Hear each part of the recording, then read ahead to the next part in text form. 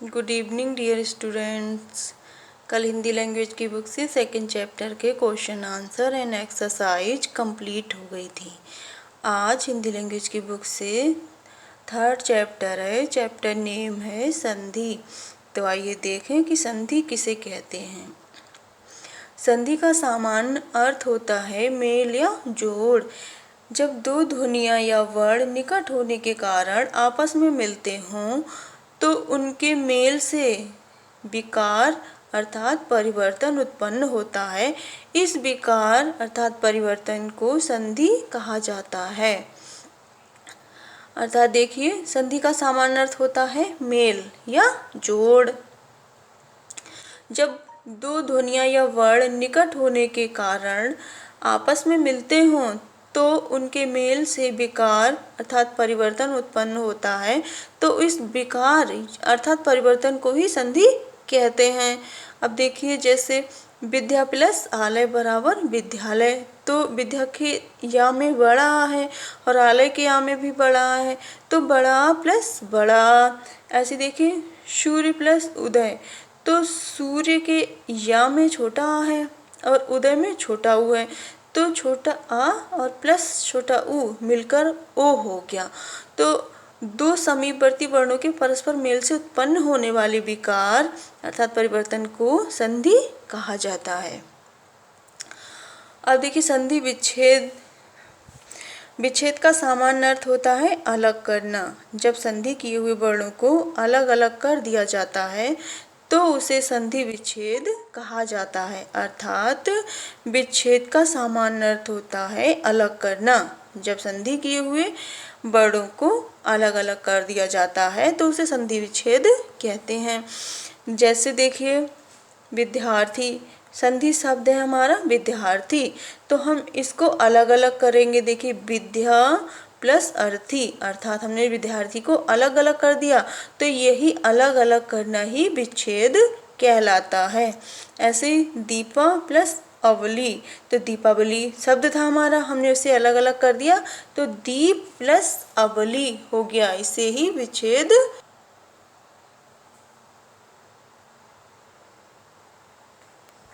अब देखिए, संधि के भेद। संधि के 3 भेद है। नंबर 1 स्वर संधि, नंबर 2 व्यंजन संधि, नंबर 3 विसर्ग संधि। अब देखिए, स्वर संधि किसे कहते हैं? जब किसी स्वर का किसी स्वर से मेल होने पर जो विकार उत्पन्न होता है उसे स्वर संधि कहते हैं। अर्थात जब किसी स्वर का किसी स्वर से मेल होने पर जो विकार उत्पन्न हो उसे स्वर संधि कहते हैं। जैसे विद्या प्लस आलय बराबर विद्यालय, तो विद्या के धा में बड़ा है, आलय के आ में बड़ा है, तो बड़ा प्लस बड़ा बराबर छोटा हो गया। ऐसे हिम प्लस आलय, तो हिम के माँ में छोटा है और आलय के आ में बड़ा है, तो छोटा आ प्लस बड़ा आ बराबर हो गया बड़ा आ। ऐसे ही हो गया हिम प्लस आलय। ऐसे देखिए, रविंद्र, तो रवि प्लस इंद्र, रवि के वा में छोटी ई है और इंद्र के ई में छोटी ई है, तो छोटी ई प्लस छोटी बराबर बड़ी हो गई। ऐसी नर प्लस ईस बराबर नरेश, तो नर के रा में छोटा आ है और प्लस ईस की ई में बड़ी है, तो छोटा आ प्लस बड़ी ई बराबर ए हो गया। इन उदाहरणों में स्वरों का स्वरों से मेल होने पर जो परिवर्तन अर्थात विकार उत्पन्न हुआ है, इसलिए इनमें स्वर संधि है। स्वर संधि के 5 भेद होते हैं। देखिए, कौन कौन से 5 भेद होते हैं स्वर संधि के। नंबर 1 दीर्घ संधि, नंबर 2 गुण संधि, नंबर 3 वृद्धि संधि, नंबर 4 यड़ संधि, नंबर 5 अयादि संधि। अब देखिए, दीर्घ संधि किसे कहते हैं? जब छोटा आ या बड़ा आ स्वर के बाद छोटा आ या बड़ा आ हो तो बड़ा हो जाता है। ऐसे देखिए, छोटी ई या बड़ी ई के बाद छोटी ई या बड़ी ई हो तो बड़ी ई हो जाती है। और छोटा ऊ या बड़ा ऊ के बाद अगर छोटा ऊ या बड़ा ऊ हो तो बड़ा ऊ हो जाता है। जैसे देखिए आ प्लस आ बराबर आ, दीप प्लस अबली बराबर दीपावली, ऐसी वेद प्लस अंत बराबर वेदांत, ऐसी देव प्लस अंश बराबर देवांश, ऐसी स्व प्लस अर्थ बराबर स्वार्थ। अब देखिए छोटा प्लस बड़ा बराबर बड़ा कैसे बनता है। देव प्लस आलय बराबर देवालय, तो देव के वा में छोटा आ है और आलय के आ में बड़ा है, तो छोटा आ प्लस बड़ा आ मिलकर बन गया, तो हमारा देव प्लस आलय बराबर हो गया देवालय।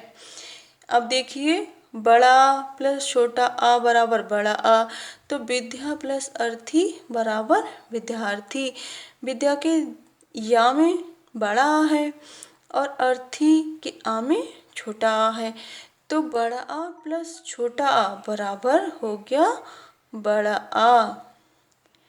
ऐसे ही आगे भी है। अब देखिए गुण संधि किसे कहते हैं। जब छोटा या बड़ा के बाद छोटी ई या बड़ी ई आ जाए तो ए हो जाता है, और छोटा ऊ या बड़ा ऊ आ जाए तो ओ, तथा ऋण आ जाए तो अर हो जाता है। देखिए छोटा आ प्लस छोटी ई बराबर ए हो गया। नर प्लस इंद्र बराबर नरेंद्र, तो नर के रा में छोटा आ है और इंद्र के ई में छोटी ई है, तो छोटा आ प्लस छोटी ई बराबर ए हो गया। ऐसे बड़ा प्लस छोटी ई बराबर ए हो गया। महा प्लस इंद्र बराबर महेंद्र, अब महा के हा में बड़ा है और इंद्र के ई में छोटी ई है, तो बड़ा प्लस छोटी ई बराबर ए हो गया। ऐसे देखिए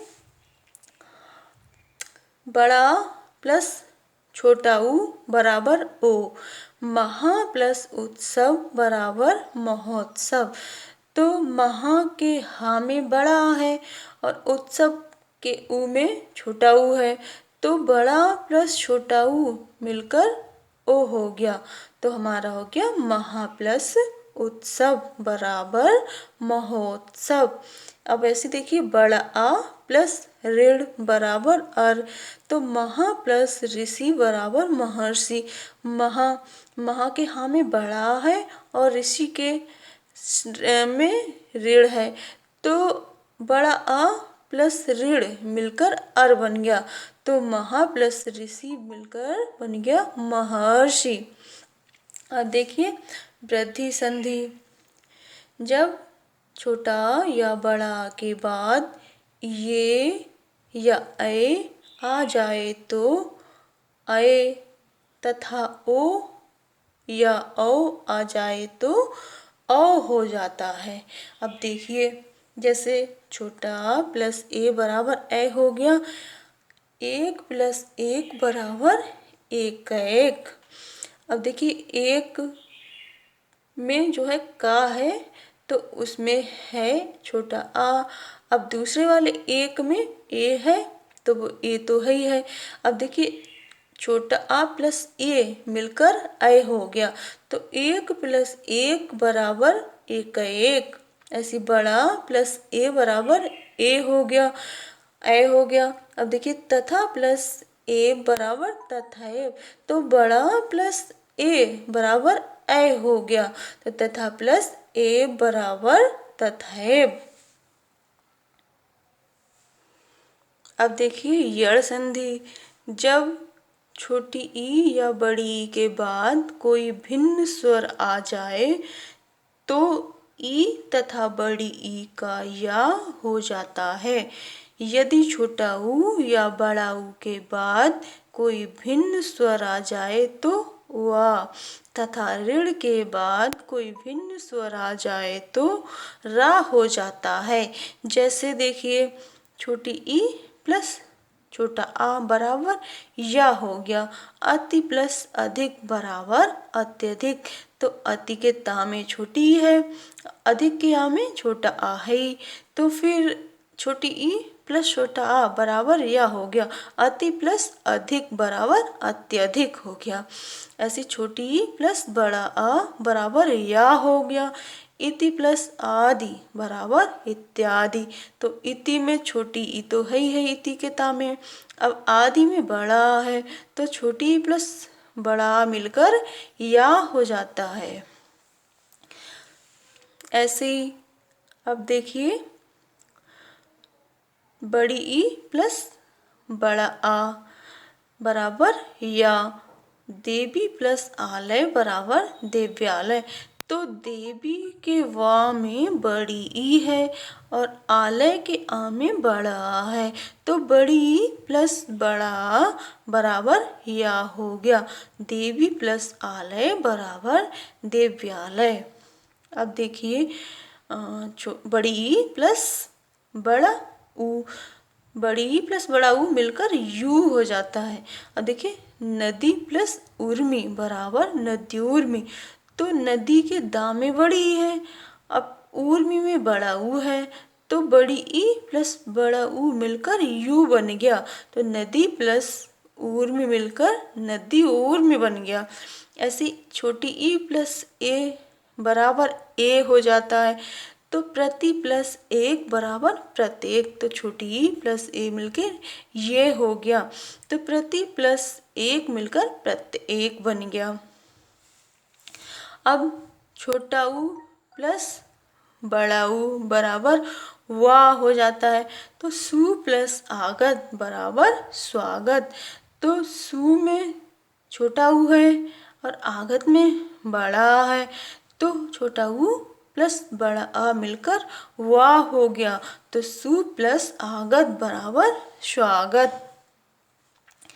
ऐसे छोटा ऊ प्लस छोटी ई बराबर वी हो जाता है, तो अनु प्लस इति बराबर अन्विति हो गया। तो अनु में छोटा ऊ है और इति में छोटी ई, तो छोटा ऊ प्लस छोटी ई मिलकर वी बन गया। तो अनु प्लस इति बराबर अनुविति बन गया। ऐसे देखिए, ऋण प्लस छोटा ऊ बराबर रू बन जाता है। तो पितृ प्लस पितृ प्लस उपादेश बराबर पितृपदेश। तो पितृ के त्र में ऋण है और जो है उपदेश में छोटा ऊ है, तो ऋण और छोटा ऊ मिलकर रू बन गया। तो पितृ प्लस उपदेश बराबर पितृपदेश हो गया। ऐसी देखिए, अयादि संधि। अयादि संधि देखिए किसे कहते हैं, जब ए, ऐ, ओ तथा औ से आगे कोई इनमें से भिन्न स्वर आ जाए, तो ए का ऐ का आय, ओ का औ तथा औ का आव हो जाता है। जैसे देखिए, ए प्लस छोटा आ बराबर ऐ, तो देखिए ने प्लस अन बराबर नयन। तो ने में क्या है, ए है और अन में छोटा आ है, तो ए प्लस छोटा आ मिलकर ऐ बन गया, तो हो गया हमारा नयन। ऐसे ऐ प्लस छोटा आ मिलकर आय बन गया। तो देखिए, गए प्लस अक बराबर गायक।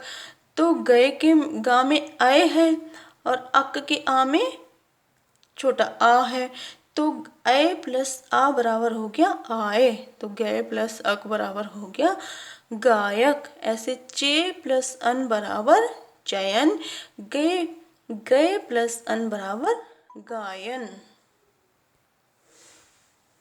अब देखिए, व्यंजन संधि।